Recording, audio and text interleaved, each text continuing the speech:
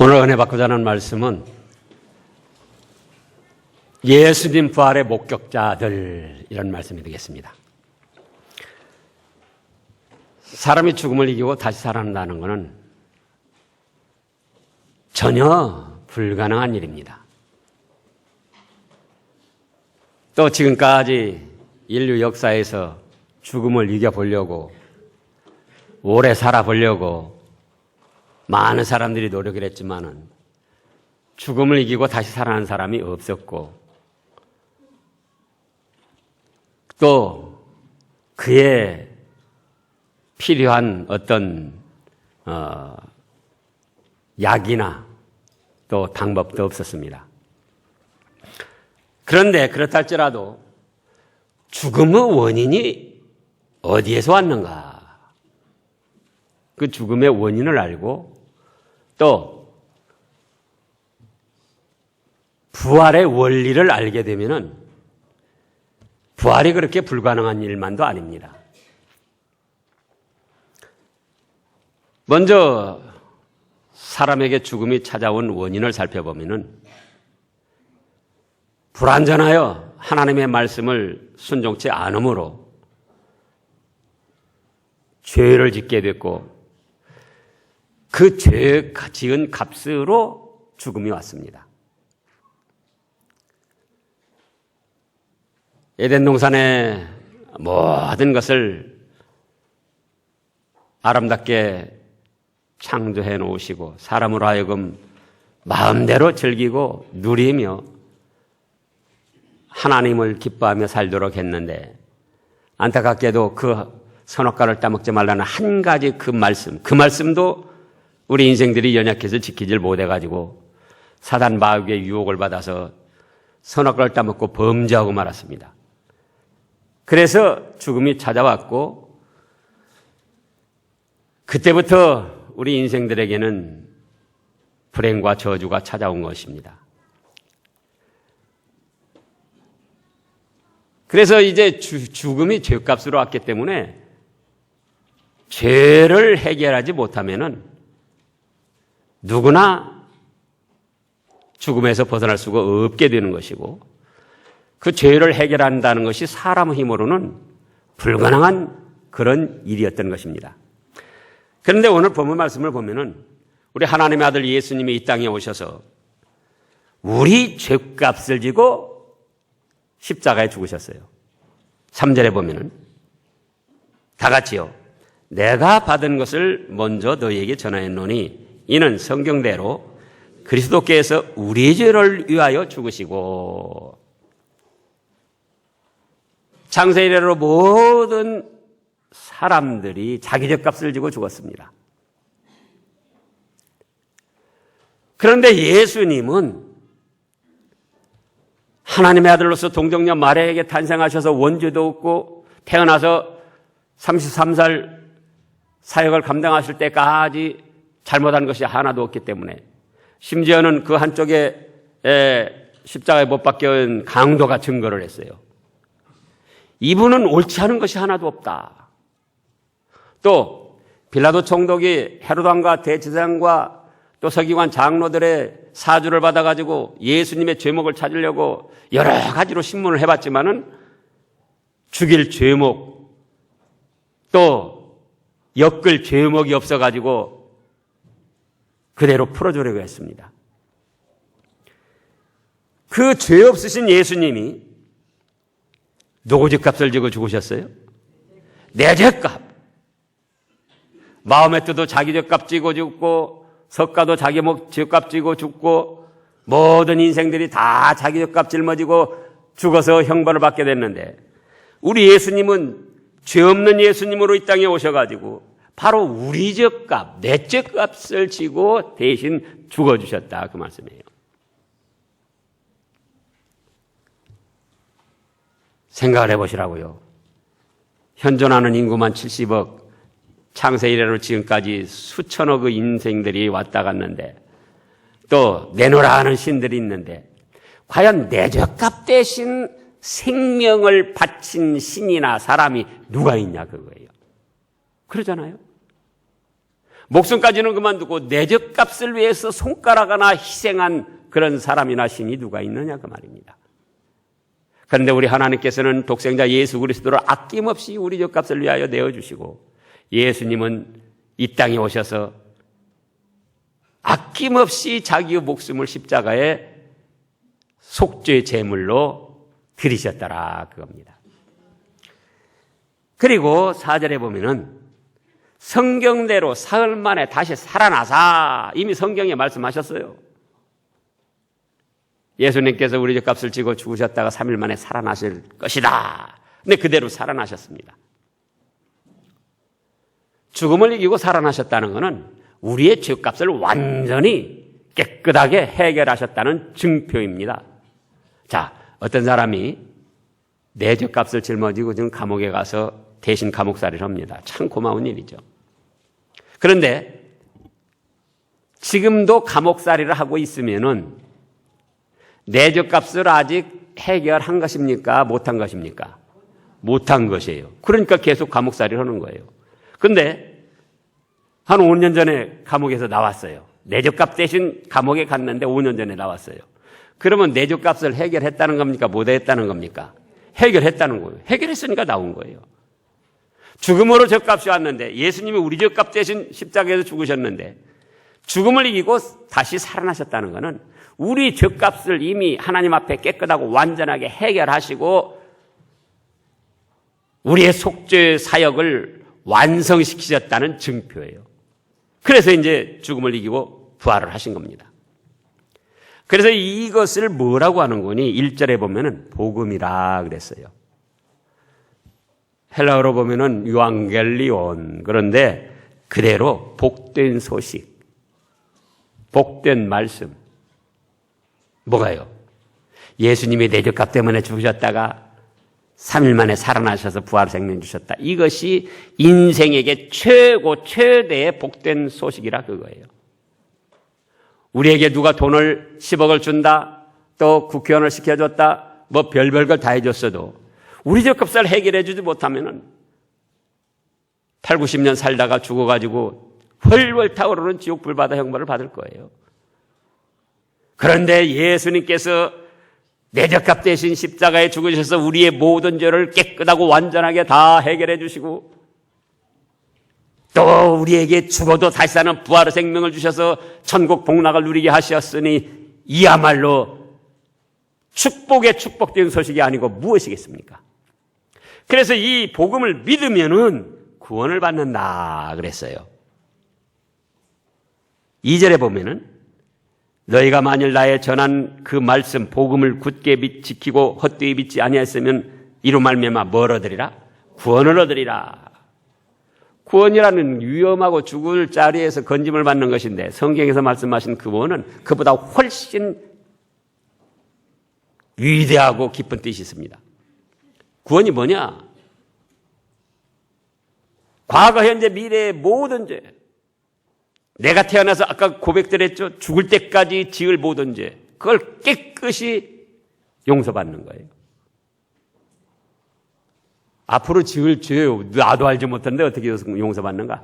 하나님은 전지전능하시기 때문에 우리가 지금까지 살아온 동안의 죄만 지고 십자가에 죽으신 것이 아니고 우리 전 과정을 다 아시면서 예수님이 우리의 전 인생의 과정의 모든 죄를 통째로 지고 십자가에서 죽어주신 거예요.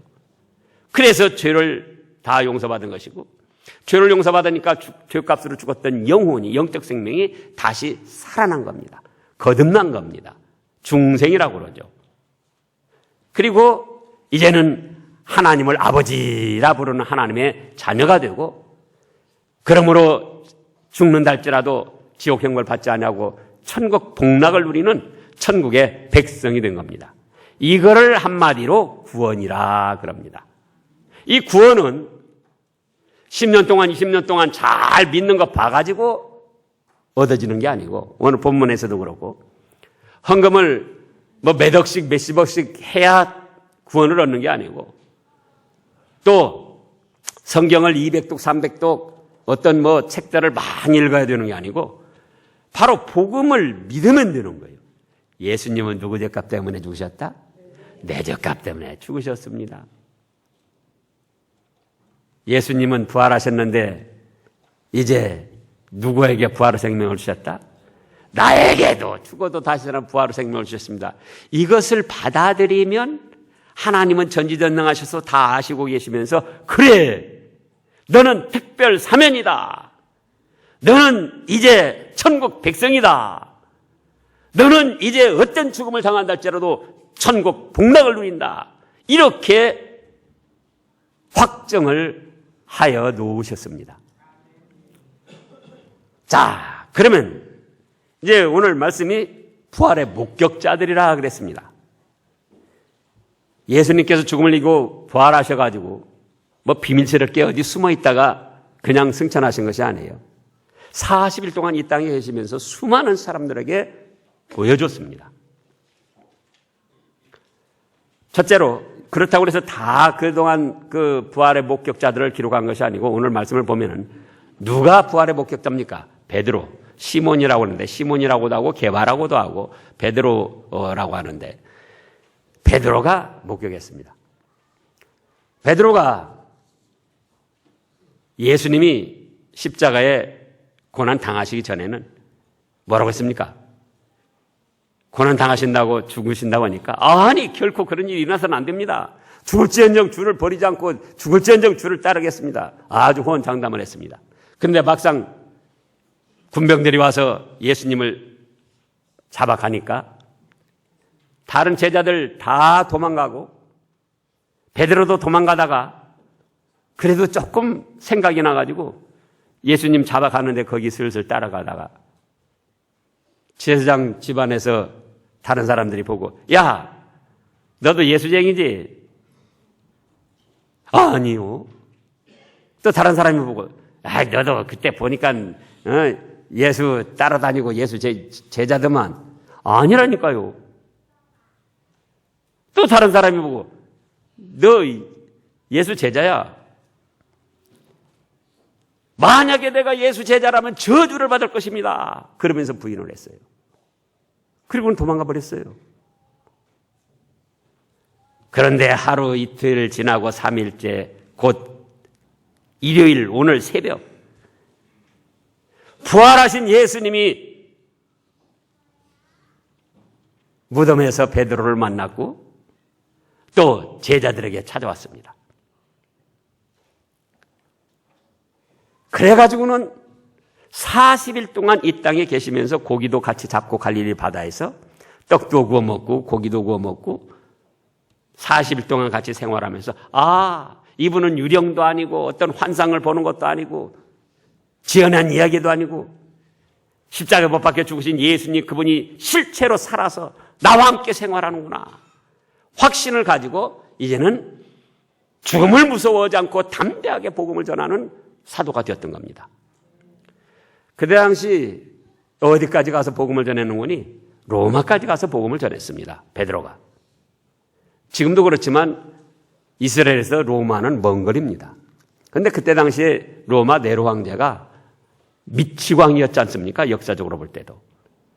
그래가지고 이제 예수님 믿는 사람들을 잡아 죽이는데 사자, 호랑이 이런 거 갖고 싸우게 해서 그런 것도 되게 하고 그래서 막 맹수밥이 되게 하고 또 고문을 하고 화형을 시키고 그렇게 해서 죽이기도 하고 그러다가는 마침내 역사적으로 나타난 일인데 어떻게 했습니까? 로마 시내에 불을 놨습니다. 네로 그 미치광이 황제가. 그리고는 뭐라고 합니까?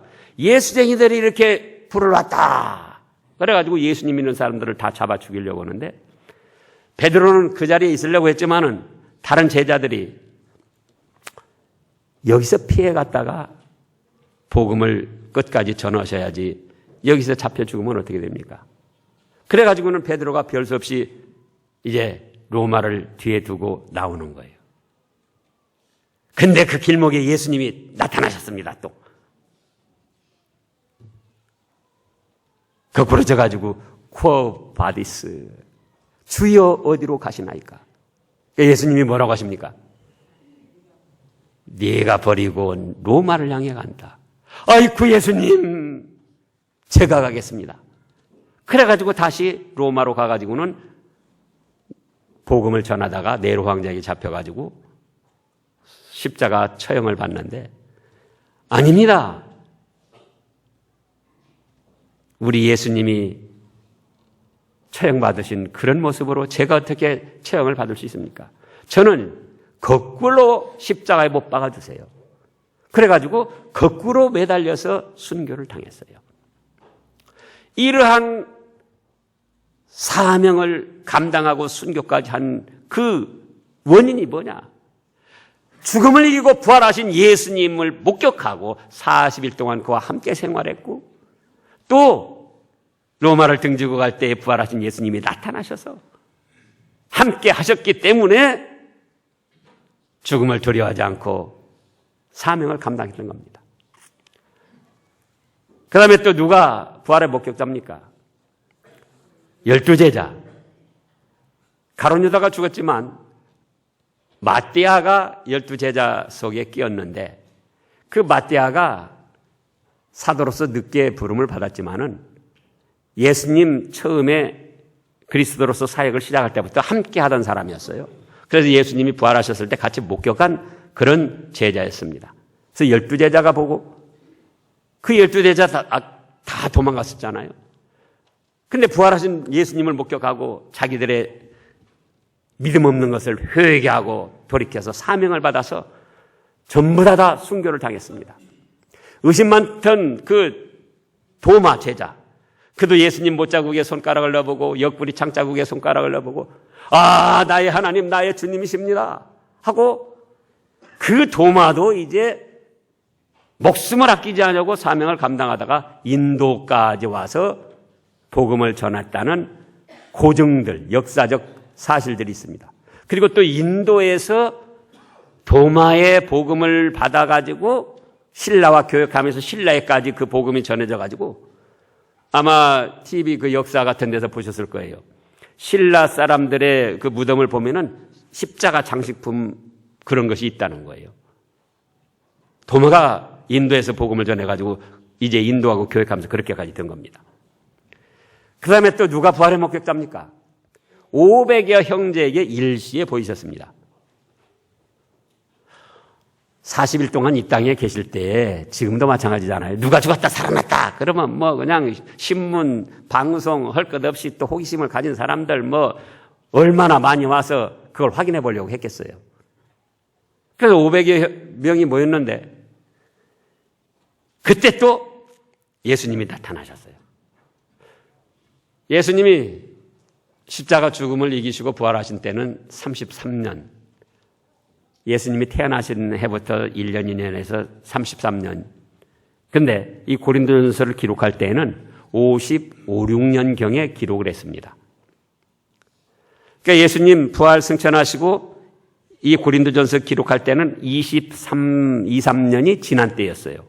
근데 자, 6절 말씀을 보시자고요. 6절. 그 후에 500의 형제에게 일시에 보이셨나니, 그 다음에요. 그 중에 지금까지, 500의 형제가 봤는데 지금 그 부활을 목격하고 22, 3년 지난 고린도 전서를 기록할 이때에도 부활을 목격한 500의 형제 중에 반수 이상이 살아 있었다 그거예요. 그래가지고 예수님 부활하신 그때부터 일요일이 변하여 주일이 되고 그 다음 해부터 부활절을 계속 지켰는데, 지금 고린도전서 15장 기록할 당시가 55, 6년경이니까 몇 년 지났다고? 22, 3년 지난 때인데 22, 3년 동안 계속 부활절을 지켜왔어요. 그렇다 해도 감히 그 누구도 예수님의 부활절을 거짓말이라고 하거나 해방하거나 반대하는 사람이 없었다 그거예요. 왜냐? 부활을 목격한 사람들이 나도 봤다 하고 살아서 증거를 하니까. 예? 자, 이 부활이 없이 느닷없이 기독교인들이 예수님이 부활했다고 만들어서 지켰다면은, 작년까지는 안 지킨 거예요. 금년에 느닷없이 만들어서 지켰다면은 정치가들이나 철학자들이나 기독교를 무시하고 짓밟는 사람들이 얼마나 많이 있는데, 야, 니네들 작년까지는 부활절도 없이 아무 소리 없다가 느닷없이 금년에 왜 부활절을 만들어 지키냐? 이 거짓말쟁이들, 이 사기꾼들, 그럴 거 아니겠어요? 그러나 22, 3년이 지난 이 고린도전서 말씀을 기록할 때도 500의 형제 중에서만도 얼마가 살아있어요? 반수 이상이 살아있어가지고 나도 봤다 증거를 하니까 감히 반대하는 사람이 없고 회방하는 사람이 없었더라 그거예요. 그리고는 그 다음에 또 누구한테 보이셨습니까? 야고보에게 보이셨어요. 야고보는 누굽니까? 예수님의 육신의 동생 야고보예요. 사도 야고보는 이미 사도행전에서 순교를 당했고, 예수님의 동생 야고보. 예수님의 동생 야고보는 예수님을 믿지 않았어요. 예수님의 형제들이 믿지 않았어요. 왜냐?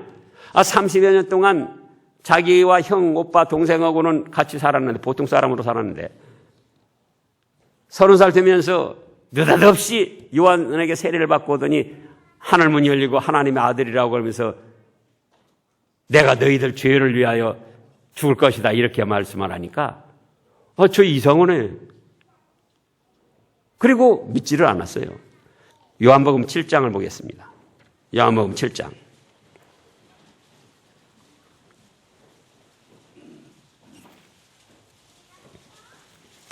요한복음 7장 155쪽쯤에요.